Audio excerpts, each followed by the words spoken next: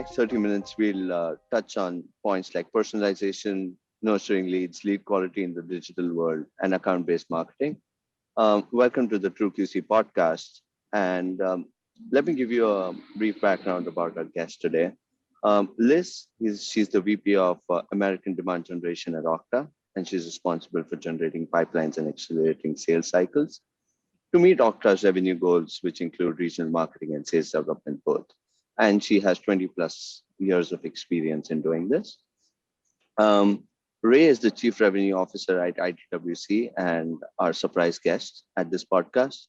Liz, why don't you tell us a little bit more about your company like Ray did? Octa is an identity access management company. So we support companies with connecting their employees to everything they need to do their best work securely, as well as companies. We help companies connect their customers in to their product for a seamless customer experience. I lead demand gen for the Americas, and at Octa, that consists of all the sales-facing roles on the demand gen side. So that's all the regional marketing teams, or many call it field marketing teams.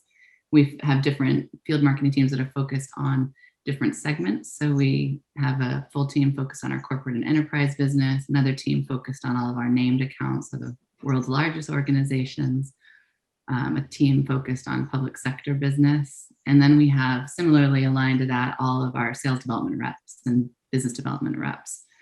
So we're tightly aligned with our sales team. And on the marketing side, we run over 500 programs a quarter. That's a pretty big team. Yeah. We have that pipeline number tattooed on our foreheads. I should probably just write it there. So that sounds real. We kind of consider ourselves the pipe gen army for Octa. That's a lot of things. So what's that? Yeah. So what's that thing that keeps you up at night? Besides our ever increasing targets. Right now, I know this is a demand gen and we're talking about marketing, but right now in these COVID days, what's keeping me up at night is the team's wellness. So I don't know about both of you, but I've been so blown away by everyone's tenacity and grit and performance over the last year since COVID hit. That said, times continue to be hard for us, and this virtual working environment it's been wearing on me, so I can only imagine how it's been wearing on many others on the teams, on top of all the other worries in the world right now. So, last year we found ways to persevere through all the challenges and the chaos, but as this goes on, I worry about how we're going to continue to keep that momentum and motivation up. So right now, what keeps me up at night is that, and I'm really a big believer that what got us here won't always get us there. So it's time, how do we stay motivated? And I'm really working with my team on thinking out of the box on ways to stay connected and engaged with each other and motivated to continue doing their best work. It is a challenge right now, right? And especially, I think a lot of people, with the remote work, I think a lot of companies are probably, how's this going to work, right? Out of sight, out of mind. Will people stay productive? And, we've personally seen, that same tenacity. People have just really dug in. And I think there's a combination of a few things that have helped them, right? I mean, some people commute in, these hyper metro areas. We're in Toronto. They compare our traffic to similar to, California.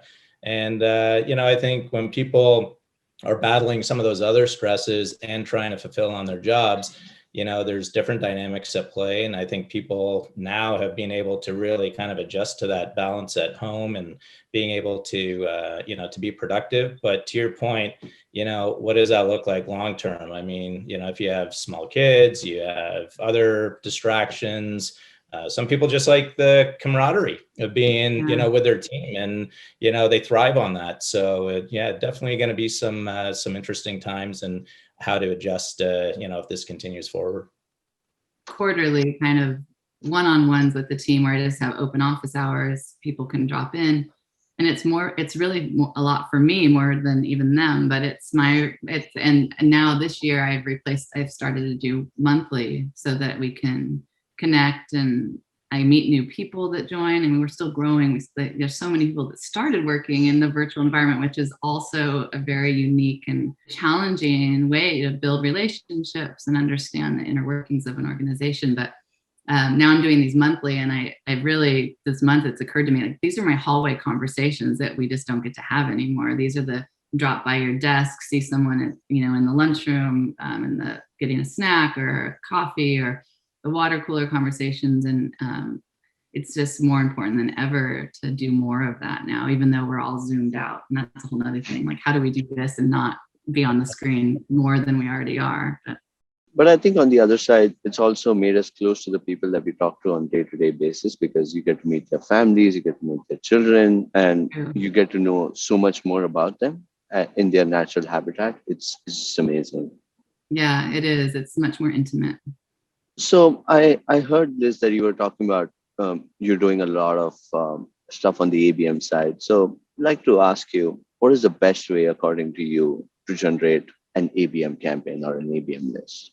We had a couple of failed starts on my team of trying to do ABM, and where it fell down is you can't just have one team focused on ABM, and so it is truly that sales and marketing partnership. We ended up having to invest in creating a full team that's just focused on that, as well as get a sales leadership buy-in on the motion and account plans, et cetera. So at Octa, we have what we call a franchise model, and we have a marketer aligned to a regional director in sales, as well as an SDR team focused on a specific set of accounts.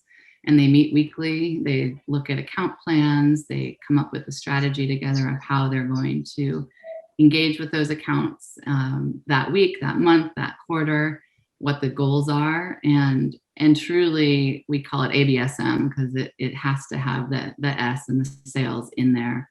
Some of the things we do, we look at the one-to-one and the one-to-few model for that team. So we choose the top accounts where we're going to really give them that white glove one-to-one type experience, whether it's, with customized web pages. We use follows. Give them a little plug here.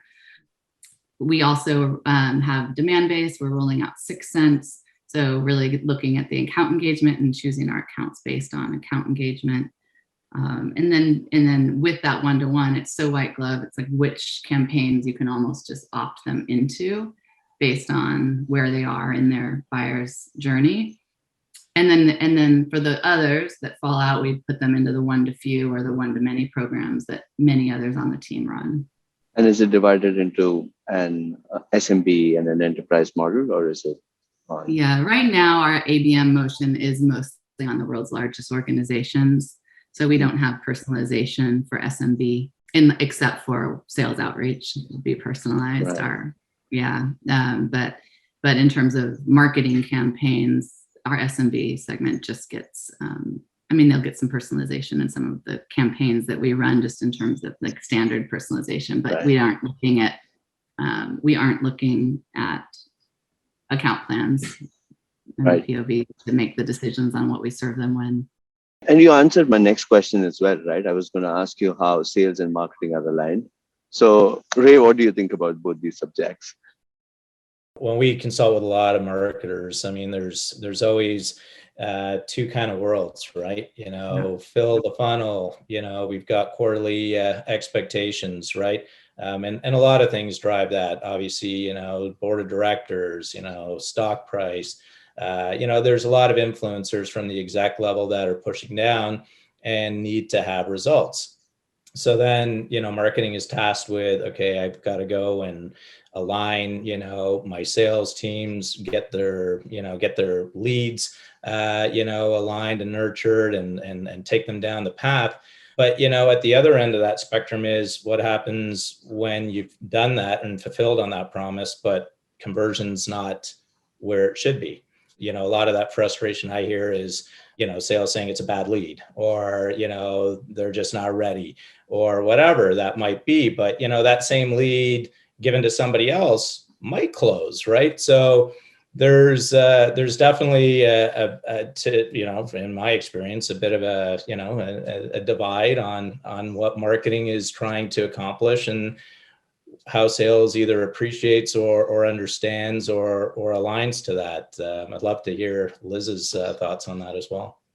Yeah, I mean, there's always that healthy friction, I think, that exists, and hopefully it's healthy. If it's not, we have a problem. But at Octa, we are lucky. We have really, as you alluded to earlier, we have really tight alignment, and we've structured the teams as such so that we have a seat at the table. And I think if we don't, then it's almost useless. Like, you're just throwing kind of, spaghetti at the wall to see what's going to stick. It's not really strategic. So the minute I feel there's any misalignment with any of our sales teams, we quickly call a meeting and start to figure out how to solve for that, because without that, I don't feel like we are able to be successful as a marketing team. With that, there is a responsibility on the sales side to engage with us as well. So if my team's listening to this, they'll laugh. But if I hear that a sales leader or AEs are not engaging with us, and we say, okay, well, maybe they don't need marketing support, and we can pull that back and give it that resource to someone else. So, it's important that we have engagement on both sides and a respect for what each person does. And we really do see sales as our customer at Octa. So they are our main stakeholder. We are there to make them successful. And if we are not able to deliver on that, then we have a problem. Great to hear that you have that kind of alignment. And I think that's the best type of strategy, right? Because that really satisfies and aligns to the customer's buying journey, right? I mean, you're fulfilling on early stages of that journey. And, once they start the engagement component with sales, that's a continuation of that journey, right? And, how they have, perceive, the thought leadership, the experience, the alignment to their needs, continues once it crosses into to the sales hands, and obviously to completion and opportunity, which turns into ROI, right? So which everybody's trying to accomplish. So it's great to hear that you have that kind of alignment.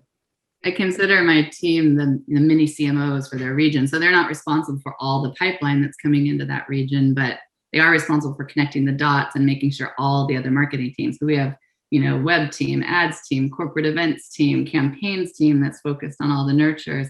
And we don't run those programs, but all those programs help every region. So that regional marketer needs to know how all those other channels are touching that region and how much is coming in from those regions. And we're very data driven that way as well.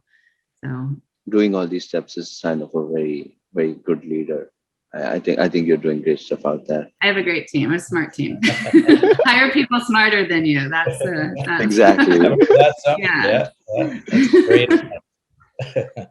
And what's the most important thing to you when it comes to filling your funnel? I mean, a well-balanced channel mix, just to that point, is super important. So, we're changing up our lead scoring right now to be tighter, and we're focusing on educating and activating our newly acquired leads a bit more before we QL them. So we've lowered some of the scores on certain channels. My team mostly runs the field events and large trade shows, direct mail, exec briefings, and then like those one-to-one and one-to-few account-based programs. So we're more middle of the funnel, and we rely heavily on those other teams, our content syn and database purchases and ads to help fill the top of the funnel and really activate those leads. So I really think all of it's important. It's hard to really choose, but right now, one of our big focuses is building better buyers. That's what we're calling it internally. So how do we help nurture warm leads to your point, Ray, to opportunity and then all the way to close? So historically, we haven't touched after it turns into an opportunity. It's like, okay, sales, take it and go with it. But they can't possibly touch every single opportunity enough, all of the ones that they have. So how do we help them with that and that nurture to accelerate a deal or pull it forward in a earlier quarter, et cetera. It's like one of that if you want to talk about what's keeping me up at night on the demand gen side, that one. A question I would have on that is, I know, many companies, obviously with the whole COVID, you can't have those events, the trade shows and scanning, like having the face-to-face and things like that. And I know a lot of leads come in traditionally in normal years that way. Have you noticed the difference in conversion, from those types of leads versus having to do traditional, online syndication tactics now? Yeah, it's a good question. I'm curious if you have as well, but with doing almost 500 events a quarter, we definitely felt an impact. And what we quickly pivoted a bit virtual, which, again, I'll credit my team with. They were really fast to make a move on that. But people are Zoom fatigued, Google Meet fatigued, Microsoft, whatever their program is fatigued, whatever it is, but we're all fatigued of this video thing. So how are we keeping it interesting? And then also the engagement on those. So we get a lot of registration. We don't have terrible attrition. Like we have pretty good attendance rates, but how long are they staying on and engaging, and how educated are they actually getting, and how warm is that lead? Much different than having that warm conversation in person at an event. So you're not building as strong a relationship with whether it's the person at the booth or your person you're having dinner with. So we're doing more education pre and post virtual event. And like Octane, I don't run our big user conference. We have our corporate events team that runs it, and they're phenomenal. But last year it was supposed to be in person 3.5 weeks before it took place. We moved it to virtual. It was supposed to be March 31st. And we on like March 3rd decided to go virtual. And we are supposed to have 5,000, 6,000 people in person at that event in Vegas. We ended up having over 20,000 people register in 3 weeks for that virtual event. We were one of the first virtual. It was crazy. That team did a phenomenal job. But what we learned from that, and what we'll continue to do more of this year, is it has legs. All that content lives on. There's leads that continue to come in after the event. So how do you leverage that content? And that's some great insights, because I think that's what we're also seeing. I mean, as a company that, consults and works with many various, companies who traditionally will do a lot of those types of, vendor-driven conferences and things like that. We pivoted very quickly, but we had to come up with like engaging ways to get people, to want to participate in a virtual conference. So something that traditionally would be a full day, where somebody shows up at 8 a.m. in the morning, the breakfast, the conference, all the things. You can't do that online. It's just that people do not have that attention span when they're online. So we've taken actually big conference days and we've turned them into like multiple days, for 2-3 hours a day. And it's to your point, we saw the exact same thing. We saw more participation because, say in Canada, somebody from Vancouver, they may or may not want to fly into Toronto for the day. They might be there because it's opportunistic. They might be there because they really want to be there. But we saw almost a doubling, almost tripling in the amount of registrants to events, because they could be anywhere in the country that they needed to be. And then the task was, how do you keep them engaged, right? So that it's not just, a Zoom, sitting there and all the things that could go wrong with a live panel and things like that. So we came up with some really creative ideas of, pre-recording panels and sessions, really editing them up, combining it with live segments, so there's a host and it segues through breakout rooms, content on the platform, allowing people to host different assets. And to your point, all that gets recorded and becomes content on its own that has, a long tail effect. People are still looking at it, engaging with it, and it can be repurposed in other campaigns. So it becomes a lot more cost effective this way to utilize content.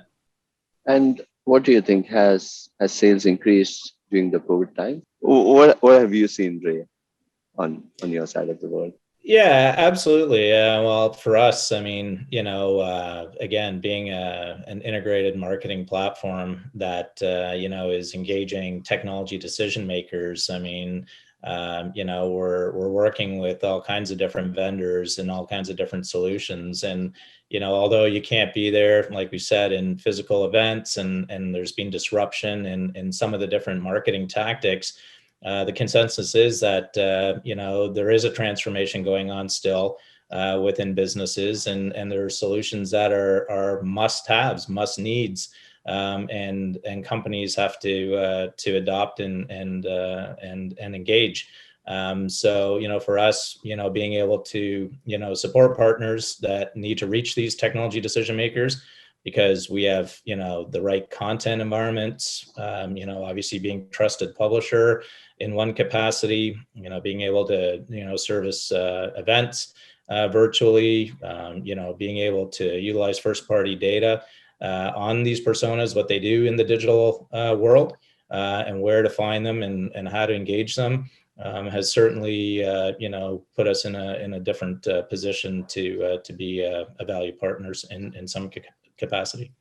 We approach, it through two lenses, right? That digital and the personal relationship, right? Yeah. There's a digital and analytical relationship. And, we get that because we can study our readers, understand the personas, what attracts them, why are they reading this piece of content, why do they attend this event, and there's there's a lot of analytics that wrap around that to understand why they're having these digital encounters in the first place. And then it moves into personal relationships, right? We personally have a history in the community, being 35 plus years. So when they touch content in our environment and stuff, they trust it.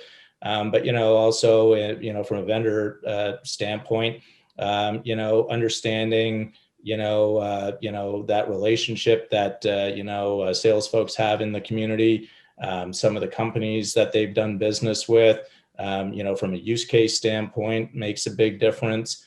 So there's a number of different things that really attracts it. But one of the things I kind of look at when it's leads, I try not to use the word lead, because it's actually a person, right? And I think we get into this commoditized state where we think it's we just need 100, we need 200 leads, we need 100 people to engage with, we need 200 people to engage with, right? And so to me, a lead is a person who has the potential to engage with you, right? And so what is engagement? It's a relationship. And then what's a relationship? It's actually a two-way street where there's an exchange of value, mutual value between the two, right? So if they feel they're getting value from you, they're more inclined to respond and engage, and that's the value that they're giving back. And we've seen that, right? People buy from people who educate them, not sell to them, right? And I see this a lot at conferences, right? Some of the most dynamic speakers that I watch up on stage, they're not selling, they're really thought leaders, and they're talking through issues. And then I kind of watch when they leave the stage and they're out in the crowd, and all of a sudden I see this flock of people around them. And it's not because they're out there handing their card out, trying to engage these people. These people are drawn to them because they're getting value. And then the mutual exchange is that they're interested. And, in the capacity that we're talking about, that's a perfect contact, right? Because that can now continue down a journey and hopefully get to a point where it can convert to some kind of an opportunity and a sale. But you really have to look at it like a relationship. And our business, we kind of like to look at ourselves as like a dating service. I mean, we're bringing people together that have mutual interest and mutual attraction, and can continue to carry on that discussion. So it's just a different way of looking at it. So now we are on top of the clock, and I would like to get three takeaways from this podcast from each one of you before we end the podcast. Number one, this has been a great conversation, and thank you so much, Liz. For sharing your experiences. It's great to hear what's going on in the market. But I would say, three takeaways for me. Do they know? And this is specifically for demand generation and how you're partnering and doing content syndication and things like that. And I'd say, do your partners know the people, the area, the subject, and are they perceived by the audience as being experts who provide value to them? And that really just comes back to what I was saying earlier. If you're syndicating content out there and they're picking it up in areas that aren't trusted sources, or they don't go there on a repetitive basis for a lot of the thought leadership, are they really going to engage with that, right? And do your demand generation partners, content partners have integrated platforms where they can help provide some of the first party data and the tools to help you win in that digital space and really kind of win at the top of the funnel, and provide you with the analytics that you need, right? I mean, we heard that Liz and her team collect a lot of insights and a lot of analytics and understanding around, the buyer's journey. Are your partners able to complement that, right? And add something to that equation? And then I'd also, just say, partners, I mean, it's so diverse now around the world. How are different partners measuring quality? Are they effective at that? Are they managing some of the compliance in the different regions, that you're running programs? Castle is a big, concern for many in Canada. Understanding GDPR when you go to Europe, and ultimately understanding PIPEDA and what you're doing with people's personal information and things like that. So those are kind of the three areas that I always, when I talk to companies and people, are you aware and are you considering these things? Liz, what about you? We spent a lot of time on this, but just the importance of aligning with sales, making sure you're really building that relationship, showing the value you're going to bring, also really almost demanding that seat at the table, and keeping that conversation alive regularly, making sure that everyone's focused on the same goals. And Ray, you already alluded to this, but leveraging the insights, super important in all your decision making. Looking at, then there's so many different ways to slice and dice the data. So making sure you have a great ops team to help you with that. I'm very grateful for our ops team, but using that and figuring out, where you want to slice the database, whether it's by target accounts or the people. I'm taking QP with me. Yeah. So qualified people, that's coming with me, Ray. Whether it's specific to the one to few type where you are really curating a list, or if it's just account based on how engaged they are with you, but leveraging that for real personalization in your programs. And then I think I can't do a talk without kind of just talking about the people component. I think I kind of started out with this of what's keeping me up at night, but be sure to put your oxygen mask on first. Make sure you're taking care of yourself, especially in these times where people are worn out. You can't do your best work unless you're caring for you. So you teach what you most need to know. It's like finding those things that can keep you healthy and motivated so that you can continue to add value to your teams. Definitely. And I'm taking the QP as well. Ray. QP. All the way. Ray, we're making you a t-shirt. Perfect. And a hashtag. We got to get that. Yes.